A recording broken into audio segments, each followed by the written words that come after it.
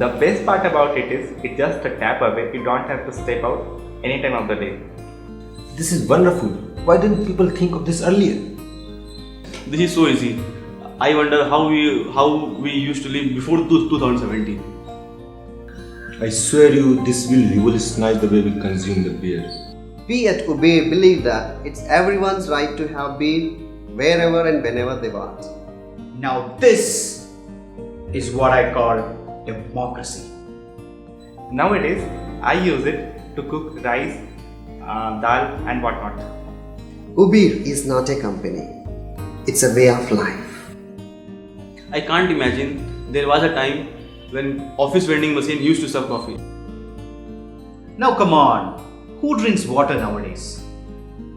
But on a serious note, I think it's about the environment. People used to say, save water.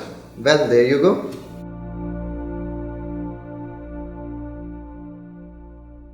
Alcohol consumption is subject to feminine risk. Please check with your wife or girlfriend carefully before ordering.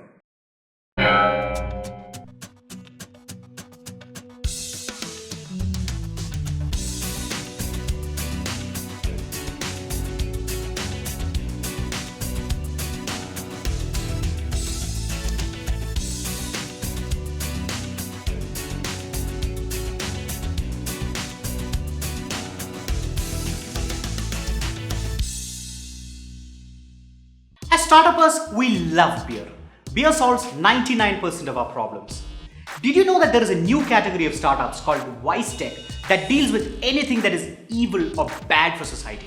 For example, the delivery of alcohol, dating sites that lead to hookups, or online gambling. It's not spelled wise as in intelligent, but wise as vice president, but not as insignificant. Over the last 1 year, we've seen a large number of online dating sites like OkCupid, Thrill, Truly Madly, Woo, and of course, the global biggie Tinder opened its first office outside the US in India. If you ask men what their favorite pastime is today, it's swiping right. Abhinav Bindra, the ace shooter who won us a gold medal in the Olympics, is the latest to join the bandwagon of sports people who have started venture funds. While Virat Kohli, Sachin Tendulkar, MS Dhoni have all got investments across categories that include food, sports and fashion, it's Punjab da Putter Yuvraj Singh who's got a fund only for startups. He's invested in about 12 startups till date across different categories. While a few months down the line, Sir Ravindra Jadeja might invest in your startup,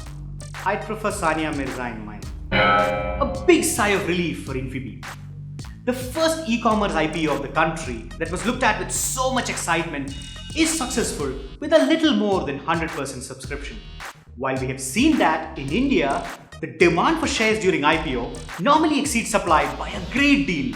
Infibeam tried its best by doing some marketing campaigns, including trending the hashtag We Support Infibeam, and also played on the sentiments of the people by saying that they were made in India without any foreign investment. The response wasn't great. This is proof that we are still not ready for an e-commerce IPO, as most e-commerce companies spend a lot of money for customer acquisition without any profitability in sight. While as consumers, we love to shop when there are discounts and cashbacks. Will these companies ever break even? People are doing all kinds of crazy things in Bangalore. We're a very cool startup called 3D Global Labs, and this is a 3D printed mask. 3D printing has primarily been changing the way people manufacture. A large segment of innovators or makers or students or people who are trying to build something new, the first few pieces that they build, very difficult to manufacture because of the large costs involved by any conventional manufacturing process. So that is how 3D printing is changing things. Day before yesterday, we were at one of the hospitals in Banaswadi in Bangalore itself. The doctors there gave us 5-6 files, which were ultrasound files, and we'll be able to 3D print the whole skull or any part of the body, and that can be used for a dummy surgery, which can reduce the time of actual surgery by a significant amount. In the food space, we have built the chocobot, which is India's first commercially available chocolate 3D printer. Now this is an entire society that was 3D printed, and this was done in just maybe 2 hours, which conventionally would have taken a couple of hours. So this is my pet project. So what we did was we bought a couple of cheap LEDs. We put them in this shape. It lights up. So this is an actual Iron Man arc reactor, and you can wear it. You can put a strap to it and you can tie it around your chest. That's pretty cool. Awesome stuff. In the first episode, we featured the bike taxi service from Uber Moto, and talked about the government banning it.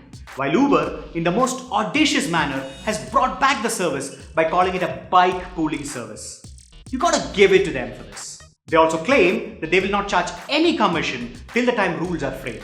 Bike pooling, or for that matter, any form of vehicle pooling, should be encouraged as they reduce traffic, and the government should frame rules soon. Baxi, the bike taxi, can now be booked without an internet connection. On clicking the book button, an SMS will be sent to the server with the user's location, the nearest taxi found, and the user will be intimated on SMS. Someone go and tell this to the Airtel 4G girl. One of our fans asked this question on Twitter. So they say, you shouldn't chase funding. Funding will come to you. How true is that in early stage? Well, partly true, but partly untrue as well. So what happens is startups in early stage should actually obviously focus on getting to product market fit, building customer base, getting sorting out their team and everything else. And if there is enough interest, then funding ideally should come to you.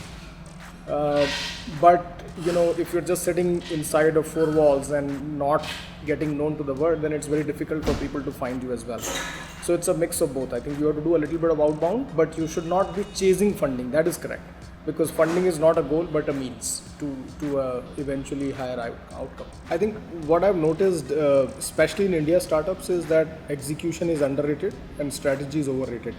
So end up meeting a lot of people who talk about vision, big things and all that, but when it comes to really doing stuff, then it separates men from boys.